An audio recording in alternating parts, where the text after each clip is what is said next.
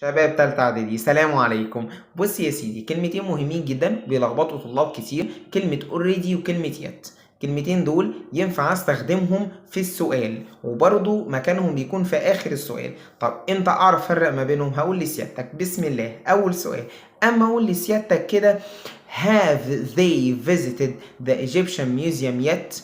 هل ما يزالوا لحد دلوقتي ما زاروش معقولة المتحف المصري؟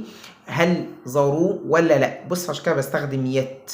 ليه انا استخدمت يت؟ انا عايز اقول ازاي لحد دلوقتي ما زاروهوش. بص التانية بقى already amazing wonderful great. بستخدم كلمات بتعبر على شيء already تم، already حصل. فبص بعد كلمة amazing انا هقول لسيادتك ايه؟ have you finished your homework already؟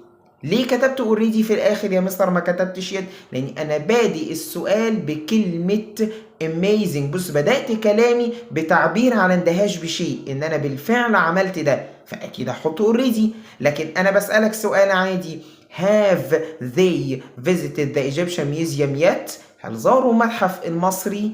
ما زال او لا يزال، كل ده بمعناه كلمه يت. خلاص كده تمام. ركزوا لان الكلمتين بيلخبطوا كتير جدا من الطلاب. اشوفكم فيديو تاني ان شاء الله. سلام عليكم.